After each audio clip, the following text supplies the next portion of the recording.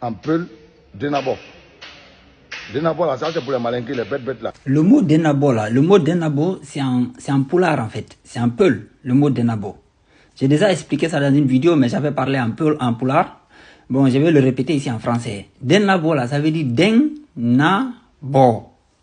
Si vous prenez la syllabe den en peul, quand on dit en peul, en poulard, on dit arden, yaden, wonden. Le den en poulard, ça signifie nous tous ensemble. Vous voyez, non? Le den en poulard, ça signifie nous tous ensemble. Maintenant, le na, ça veut dire répondre à. Quand on t'appelle, on dit, par exemple, Lamine, tu dis na. Vous voyez, non? Le na, ça indique l'action de répondre à une invocation. Le bo, quand vous prenez le bo c'est bobo. Vous voyez, non? Quand on dit bobo, ça veut dire le bo. Par exemple, si on dit boni, boni, ça veut dire boni. Il n'y a pas de bo. Quand il n'y a pas de bo, c'est que c'est gâté. Et c'est de là que les Français, par exemple, ont pris le terme bon. Quand vous entendez bon en français, ça vient de boni. Bo en poulard. Vous voyez bonki, bobo. Et ainsi de suite, il y a le terme boudi. Il y a d'autres termes encore avec bo. Maintenant, le bo là, en fait, c'est ce qui est l'essence de la vie, même si on veut, le bo. C'est l'essence positive de la vie. En fait, c'est un concept très métaphysique. Mais quand on dit bobo, c'est le bobo. Vous voyez, non? Donc, tous les trois syllabes dans le terme Denabo, ça référence à la langue poulard. Denabo signifie étymologiquement. Attention, il y a ce qu'on appelle la définition, il y a ce qu'on appelle l'étymologie. La vraie définition, le vrai sens d'un mot, c'est son étymologie, c'est pas sa définition. Donc, en étymologie poulard, Denabo, ça veut dire répondons à l'appel du bo, du bébé en fait.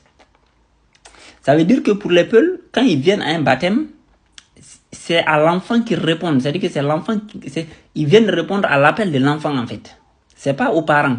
C'est-à-dire que c'est les parents qui organisent le baptême parce que c'est un bébé. Mais de façon spirituelle, pour les peuls, dans notre culture, dans la mystique de notre culture, quand on vient au baptême, en fait, c'est à l'enfant qu'on vient répondre. C'est à l'appel de l'enfant qu'on vient répondre.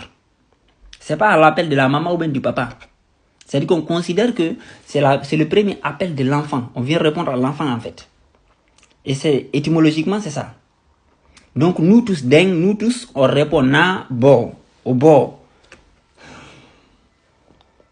Vous voyez, par exemple, quand on dit bobi. Bobi, ça veut dire les fesses, non? Mais bo, là, ça indique la partie essentielle de l'individu. Bi, c'est la source. Donc, c'est la partie essentielle de l'homme. Parce que quand on s'assoit, c'est-à-dire que la partie la plus fondamentale de l'homme, ce sont les fesses, en fait. Parce que quand tu t'assois sur tes fesses. Donc, vous pouvez méditer sur la syllabe bo. Le bo, là, en fait, c'est la langue poulard, plein et entier. Voilà. Et il faut savoir que la langue qu'on dit malinké, là, ça, c'est un patois. La vraie langue, c'est le Wassolonka.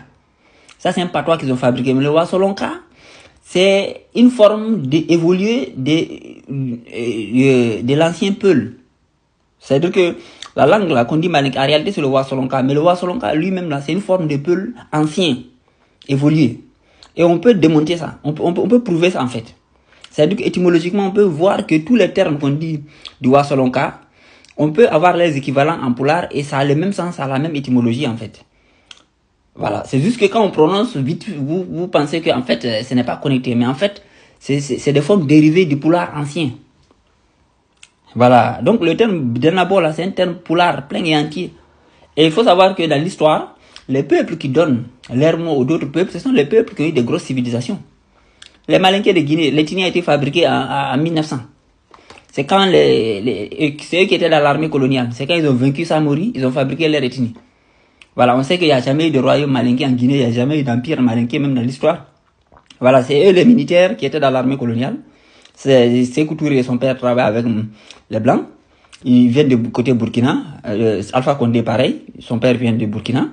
Doumbouya, on ne sait pas d'où il vient. C'est les anciens militaires en fait qui travaillent avec les Blancs. C'est quand ils sont vaincus parce que l'armée coloniale était installée à Sigiri. Et voilà, donc ils se sont transformés en ethnie. Ils ont enlevé les treillis, ils sont devenus une ethnie en fait. Et puis ils ont absorbé les Konyankés, par exemple, qui étaient les gens, qui sont les gens qui étaient avec Samori. Voilà.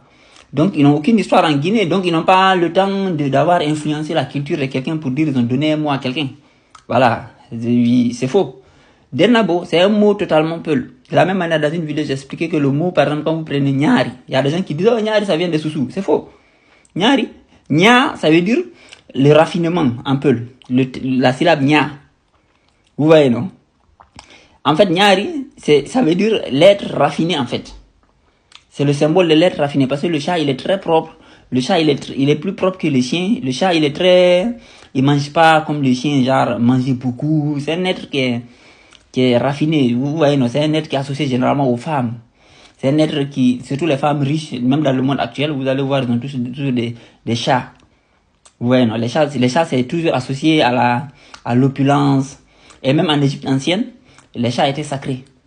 Voilà. Nyari, là, ça veut dire, ça a rapport avec le raffinement. Quand on dit en poulard, tu n'as pas, Amara Nya, c'est que tu n'as pas de Nya, ça veut dire que tu es quelqu'un qui n'est pas raffiné, en fait. Vous voyez, non? C'est des mots peuls, en fait. Donc, arrêtez de sortir ici, de prendre des mots poulards, à raconter que ça vient de Malinké, ça vient de, je sais pas, de Chine. C'est faux. C'est nous qui avons influencé la culture de ces gens qui sont venus dernièrement, pas l'inverse. C'est pas possible. C'est pas possible. En plus, le Malinké, là, comme j'ai dit, c'est un patois du Wassolonka, en fait. Voilà. Donc, le Denabo, c'est un mot totalement peul. Et la langue qu'on dit Malinké, là, en fait, c'est un patois, c'est un dialecte fabriqué à partir du Wassolonka. Mais le Wassolonka lui-même, là, c'est une forme ancienne de peul, en fait. Parce que le Wassolonka, c'est une tribu peul ancienne, en fait, dans la zone. Voilà. Donc, il a fait évoluer le poulard dans une forme un peu particulière. C'est juste ça. Mais, quand on regarde dans le fondement de la langue, on voit qu'en fait, avec le poulard, essentiellement dans le squelette, c'est la même chose, en fait. C'est juste dans la forme au-dessus qui change.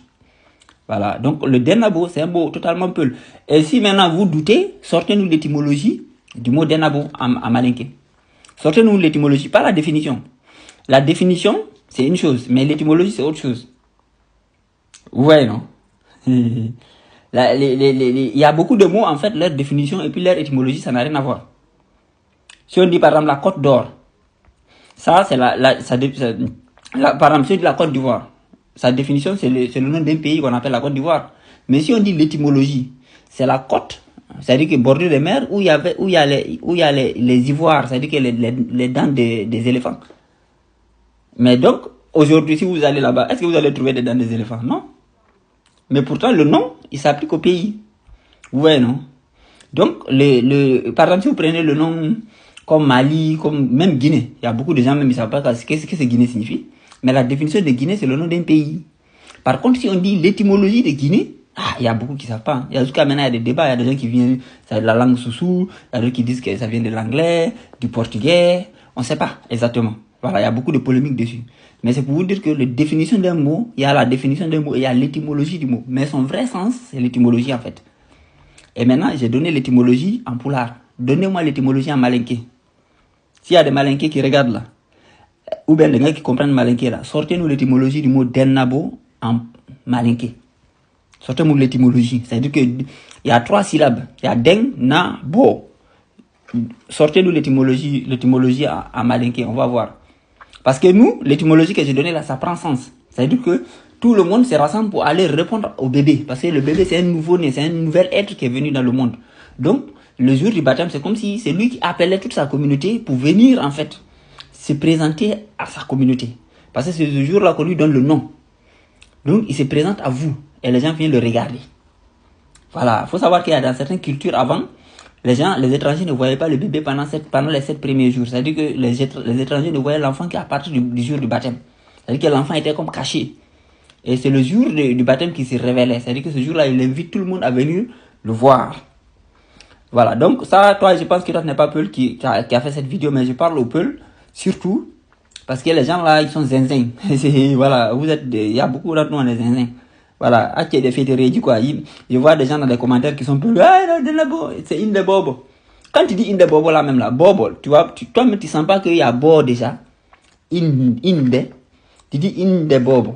Tu vois pas que c'est les mêmes syllabes en fait qui sont recomposées. Mais comme vous êtes bêtes, voilà, donc, merci.